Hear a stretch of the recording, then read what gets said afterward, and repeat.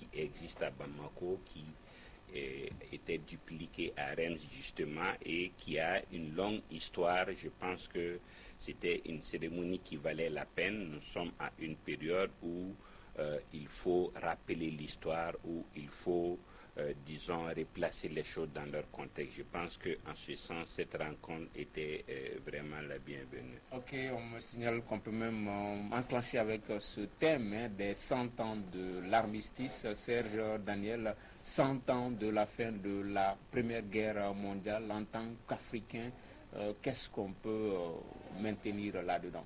Il y a une chose qui me frappe. Il y a un écrivain, je crois que c'est un écrivain congolais, qui disait que l'histoire de France est cousue de fil blanc, mais l'histoire de France est également cousue de fil noir.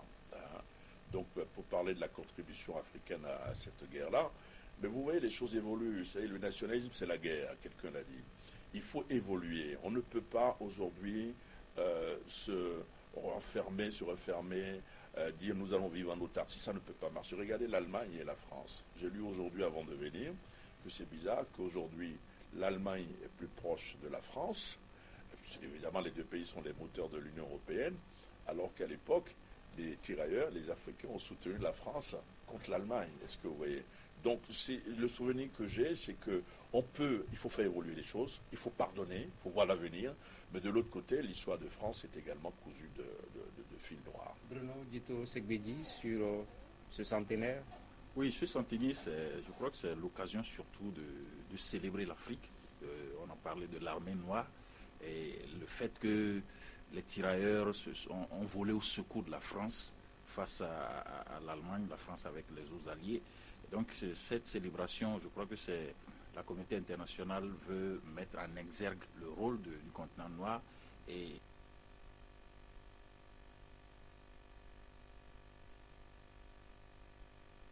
l'union des grands de ce monde avec les présidents africains, Idriss Déby, Mamadou Issoufou, qui ont parlé en même temps de la paix par rapport aux enjeux internationaux, les données de géostratégie, le terrorisme. Le président malien est bien représenté là, est bien présent là-bas, comme Alexis l'a dit. Je crois que ce centenaire, c'est aussi une manière de dire, après la guerre de 14-18, après la Seconde Guerre mondiale, il faudrait évoluer, comme Serge l'a dit, dans un multilatéralisme pour enraciner la paix, pour qu'on n'aille plus jamais vers des conflits de ce genre.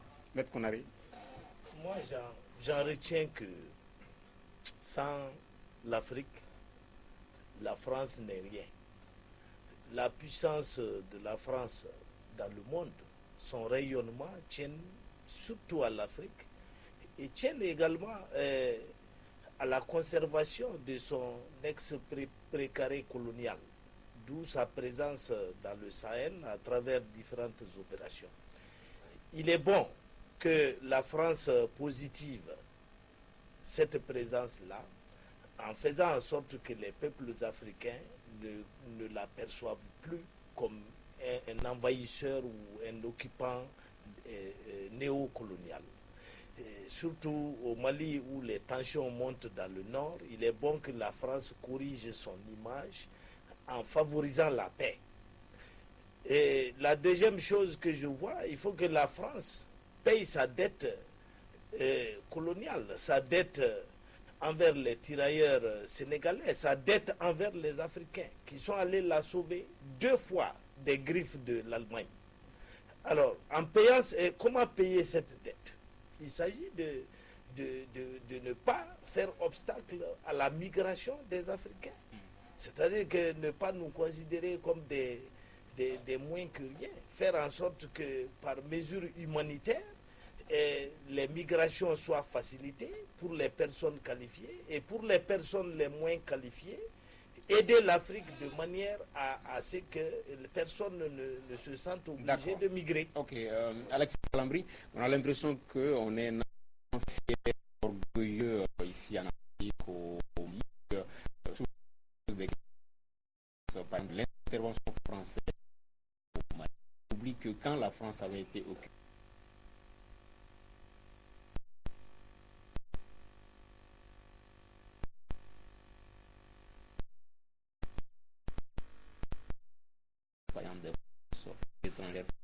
Oui, je pense que c'est dû à deux choses.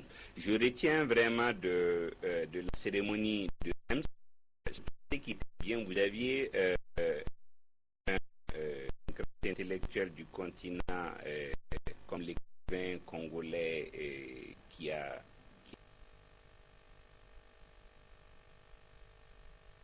vraiment sans complaisance, mais ce qu'on retient le plus, c'est que, l'histoire des nations et surtout des guerres entre, oui, de l'accompagnement de l'Afrique par rapport à la France surtout, l'histoire est beaucoup plus écrite du côté français que du côté africain. On a très peu de sources documentaires venant du continent. Donc ça, c'est vraiment quelque chose à déplorer. Et effectivement, c'est l'histoire des chasses comme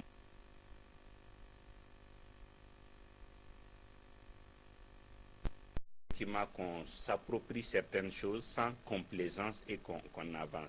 Mais oui, effectivement, vous vous souvenez de la phrase des Américains quand ils arrivaient en France pendant disons, pour les aider, c'était Lafayette, nous y voilà. Donc, c'était pour rappeler que vous nous avez aidés, nous revenons. Donc, oui, c'est à nous de faire savoir que ce n'est pas nouveau, qu'il y a, comme certains l'ont dit, une dette de sang qui se rembourse, même si ce n'est pas dette coloniale, mais qu'il y a une dette de sang et que au-delà de tout, c'est là important. Serge, il n'y a pas de complexe à ce niveau-là. Il faut décomplexer le débat. Je pense que il faut décomplexer le débat, d'abord parce qu'il est dangereux de prendre comme unique pièce à conviction l'histoire narrée par les personnes qui l'ont vécue, ou qui l'ont façonné.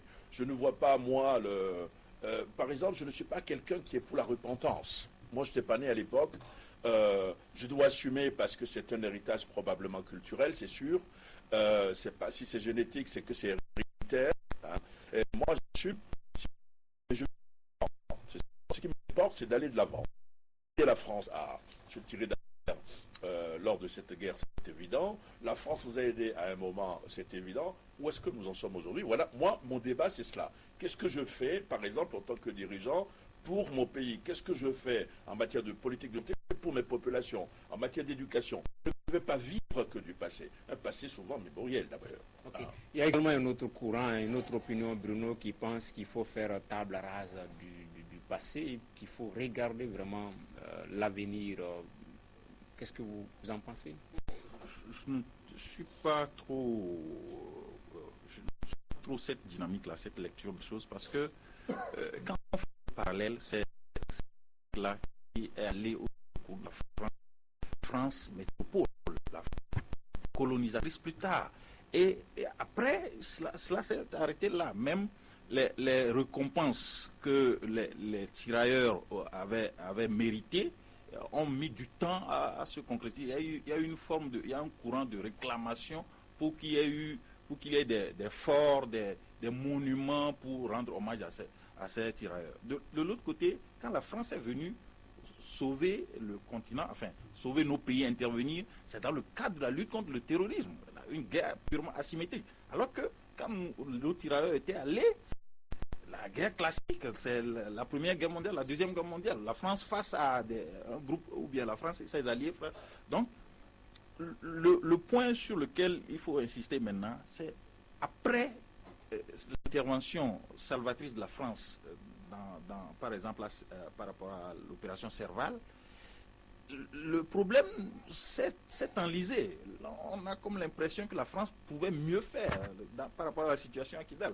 L'opinion publique malienne, par exemple, réclame pourquoi l'intervention française s'est arrêtée au port de Kidal. Enfin, le nettoyage s'est arrêté et puis jusque-là, le territoire n'est plus revenu. Enfin, la prise du pouvoir de Bamako ne s'est plus totalement déployée sur le pays. Donc là, il y a des interrogations. Ok. Un dernier mot là-dessus. Oui, moi je voudrais vous citer deux exemples pour bien montrer que la France n'est pas allée au bout de l'aide qu'elle doit à l'Afrique. Premier exemple.